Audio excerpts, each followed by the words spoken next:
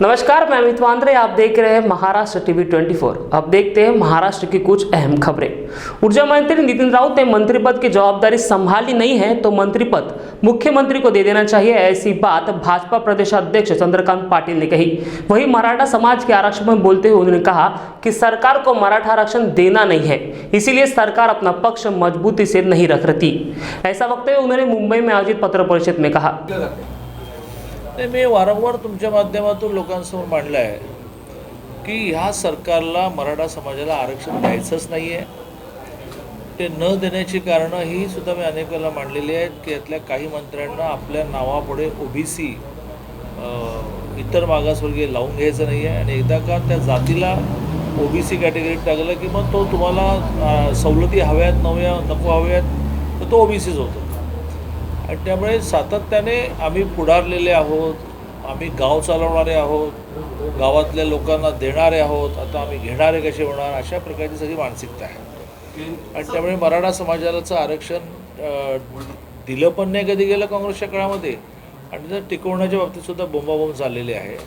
तर आज माझ्या माहितीप्रमाणे MPSCने सुद्धा न्यायालयामध्ये ॲप्लिकेशन दिले की आम्हाला MPSCच्या रिक्रुटमेंटमधून SCBC वर्ग काढायला परवानगी द्या। आता काय चाललं आहे काय, म्हणजे तुम्ही स्वतःहूनच जाऊ ना तर त्याला काय म्हणायचं ते सुप्रीम कोर्टाला म्हणू देत ना।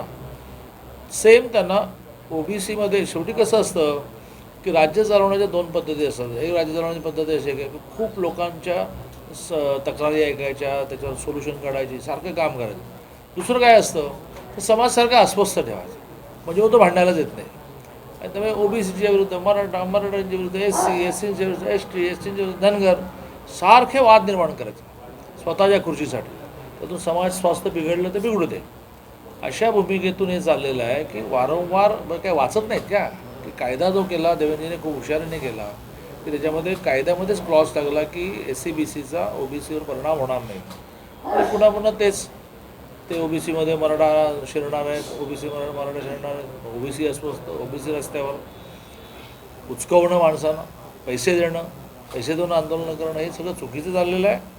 आणि तुम्हाला सरकार मिळालं, सरकार चालवा, परंतु अशा प्रकारे समाजामध्ये स्वास्थ्य बिघडवणं, समाजाची जी घट्ट वीण संत महंताने निर्माण केली, जात संपवावी, सगळे एकत्र आहे, नका डिस्टर्ब करू। कोरोनाच्या पिरियडमध्ये लोकांची आलेली बिलं जी आहेत ती ॲडहॉक अंदाजे आलेली बिलं आहेत, मागचं एव्हरेज काढून बिलं आलेली आहेत। कोरोनाच्या काळामध्ये हे त्यांचं आर्ग्युमेंट जे आहे की लोकांनी खूप वीज वापरली, घरामध्ये AC, त्यावेळेला तर भीतीच होती AC वापरण्याची, पंखा वापरण्याची भीती होती। त्या TV पाहिला तर TVला काही इतकं बिल येतं का? आणि त्यामुळे त्या महिन्याचं बिल रिडिंग तुमची माणसं MSCBचे कर्मचारी घेऊ शकले नाहीत आणि मग तुम्ही आधीच्या आलेल्या बिलाच्या आधारे बिलं देणार हे बरोबर नाही। आणि मुळात कोरोनाच्या काळामध्ये काहीतरी तर महाराष्ट्र शासन लोकांना राहत देणार की नाही, विजेच्या बिलामध्ये राहत द्या।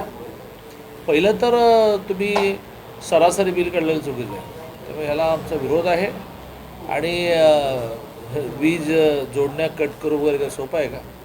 महाराष्ट्रातल्या ग्रामीण भागामध्ये लोक येऊ देणार नाहीत आपापल्या शेतीच्या पंपाच्या तिथे आणि घराच्या तिथे। त्यामुळे यात शासनाला काही ना काही भरीव, आजपर्यंत तुम्ही फेरीवाल्यांना दिलं नाही पॅकेज, घरी काम करणाऱ्या आमच्या ताईला दिलं नाही, रिक्षावाल्याला दिलं नाही, आता यात तुम्हाला पॅकेज द्यावंच लागेल। स्वाभिमानी किसान संगठन के पूर्व सांसद राजू शेट्टी ने ऊर्जा मंत्री नितिन राउत की भेंट ली, जिसमें उन्होंने लॉकडाउन में लगाए गए बिल को माफ करने की मांग की। वहीं ऊर्जा विभाग द्वारा बिजली कनेक्शन काटे जाने के निर्णय पर राजू शेट्टी ने कहा कि ऊर्जा मंत्री ने दिवाली में अच्छी खबर देने वाले थे, लेकिन वैसा कुछ नहीं हुआ, उल्टा सरकार बिजली काटने की बात कर रही है। अगर सरकार ऐसा करती है तो स्वाभिमानी किसान संगठन रास्ते पर उतरकर संघर्ष करेगी, ऐसा दो टूक बयान राजू शेट्टी ने दिया। शेती वीज पंपाच्या वीज दराबद्दल आणि एकूणच वीज दरामध्ये जी तफावत आहे त्या संदर्भात आज दुपारी ऊर्जा मंत्र्यांच्याबरोबर बैठक झाली आणि आम्ही त्यांना विनंती केली की उच्च दाबाची वीज शेतीपंपांना दिली जाते त्याचा दर कमी आहे आणि लघुदाबासाठी जास्त दर आहे, हे विसंगत आहे। याच्यामध्ये दोघांचाही दर समान करण्याची गरज आहे आणि जे योजना सरकारनं थकबाकीसाठी आणलेल्या आहेत ती चुकीची आहे. त्याच्यामध्ये 5 वर्षाची जी व्याजाची आकारणी केली आहे ती व्याजाची आकारणी मागं घ्यावी आणि जी मुद्दल आहे ते मुद्दल गृहीत धरून त्याच्या 50% जर भरण्यासाठी शेतकऱ्यांना सांगितलं तर आम्ही भरण्यास तयार आहोत आणि त्याचा तातडीनं विचार व्हावा. तर त्या संदर्भात ऊर्जामंत्र्यांनी हा नवीन आलेला प्रस्तावाचा विचार करू असं सांगितलं.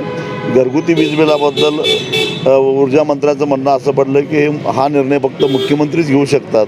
आज आम्ही मुख्यमंत्री आणि उपमुख्यमंत्री दोघांनाही भेटलो आणि त्यांना निर्वाणीचा इशारा दिला की लॉकडाऊनच्या काळामध्ये जे 3 महिन्याचं घरगुती वीज बिल आहे ते सर्वसामान्य लोकांना परवडण्यासारखं नाही. त्या काळामध्ये रोजगार गेला, व्यवसाय बुडाला आणि घरात तुम्ही सर्वसामान्यांना कोंडून घातला. अशा परिस्थितीमध्ये वीज बिलं भरायची कशी? आम्ही ते भरू शकत नाही आणि त्यामुळं पुढची वीज बिलं थांबलेली आहेत.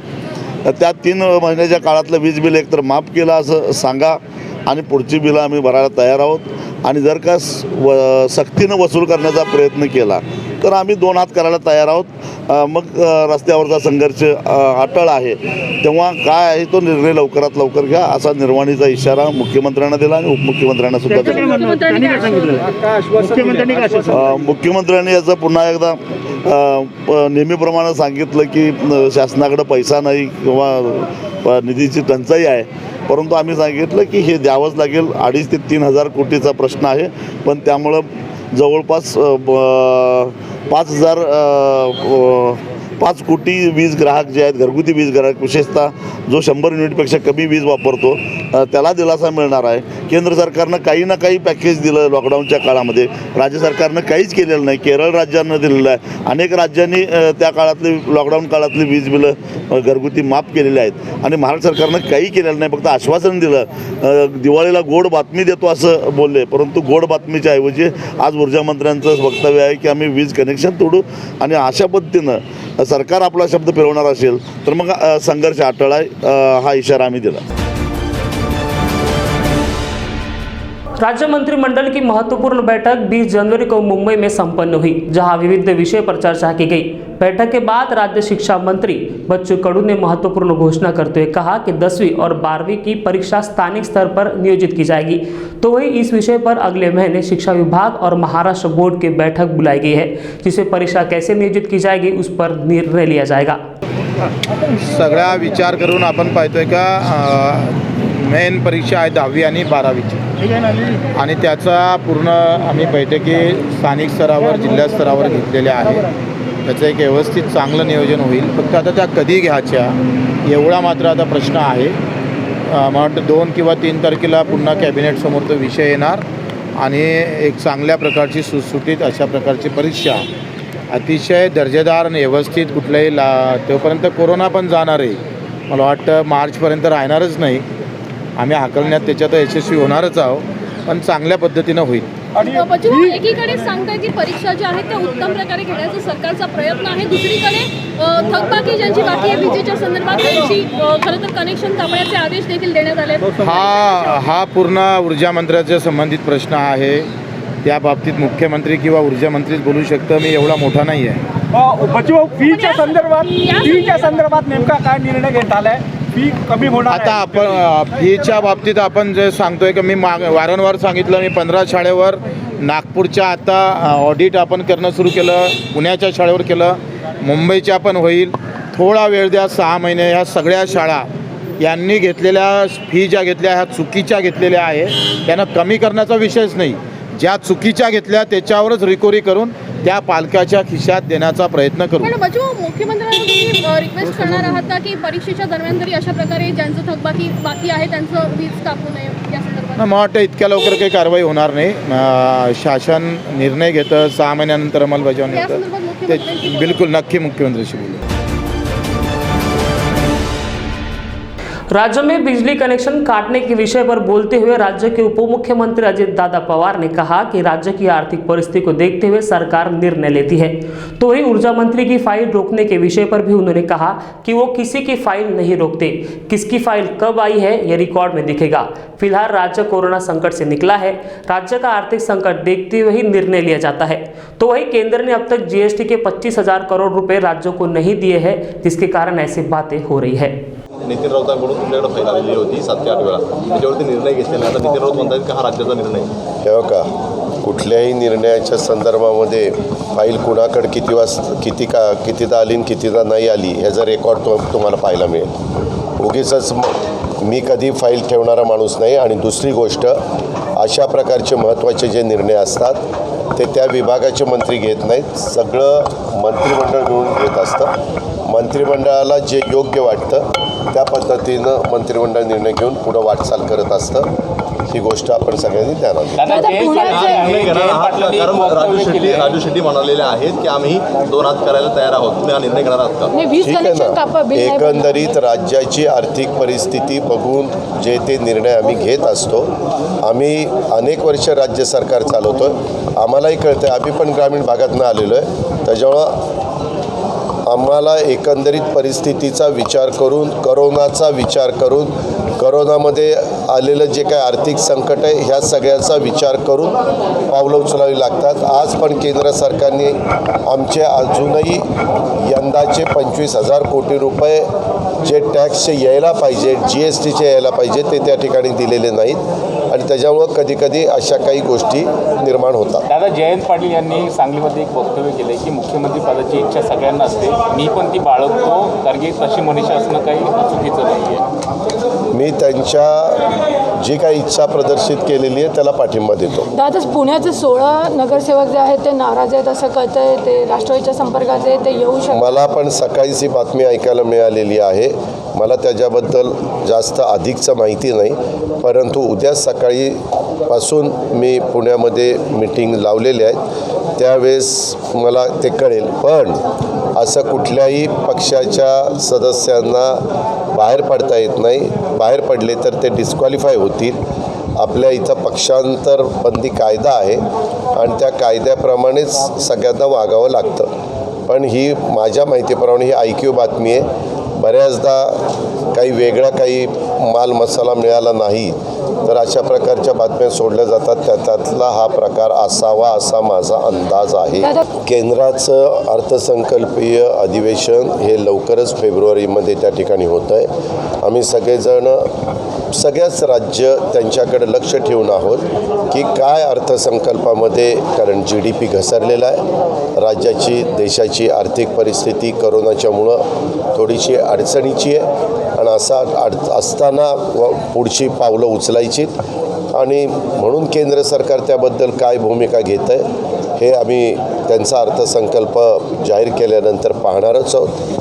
आणि त्याच्यानंतर प्रत्येक राज्य पण आपला आपला अर्थसंकल्प सादर करत असताना केंद्राकडनं काय आपल्याला मिळणार आहे, कारण केंद्राला अर्थसंकल्पामध्ये काही ठिकाणी 60-40, 75-25, 80-20 अशा रेशोमध्ये देखील काही योजना ते जाहीर करतात आणि त्या सगळ्याचा अभ्यास करून आजपर्यंतचा आमचा असणारा अनुभव लक्षामध्ये घेऊन आमच्या सरकारमध्ये असणारे काही अनुभवी मान्यवर मंत्री सिनियर आहेत त्या सगळ्यांशी चर्चा करून, मुख्यमंत्र्यांशी चर्चा करून आम्ही योग्य अशा प्रकारचा अर्थसंकल्प सादर करू. दादा, राज्यातील अनेक नेत्यांची सुरक्षा काढलेली आहे. आता भाजपचे काही नेते आहेत, मात्र भाजपच्या नेत्यांना आता केंद्र सुरक्षा पुरवणार आहे. कसं बघताय? कुणाची सुरक्षा काढायची न काढायची हा त्याची एक समिती असती. ती समिती त्याबद्दलचा निर्णय घेते.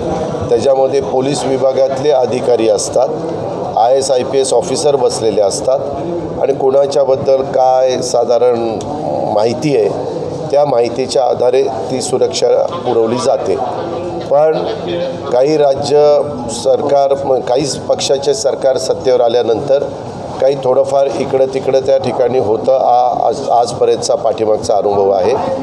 माझं स्वतःचं मत आहे, सुरक्षितेच्या बाबतीमध्ये राजकीय भूमिकेतनं कुणी न बघता ज्यांच्या जीवाला धोका असेल, ज्यांना काही वेगळ्या प्रकारच्या काही म्हणजे धोक्याच्या संदर्भात पत्र आलेली असतील, फोन आलेले असतील, गुप्तचर विभागाच्याकडनं माहिती आली असेल तर त्याबद्दलचे निर्णय ती कमिटी घेत असते. तशा पद्धतीनं ते निर्णय घेतले असावेत असा माझा अंदाज आहे. दादा, विधानसभा अध्यक्ष आणि केंद्राने कुणाला सुरक्षा पुरवावी हा सर्वस्वी केंद्र सरकारचा अधिकार आहे. त्याच्यावर केंद्राने त्याबद्दलचा अधिकार घेतलेला असेल. महाराष्ट्र की महत्वपूर्ण खबरें देखने और जानने के लिए देखते रहिए महाराष्ट्र 24। नमस्कार।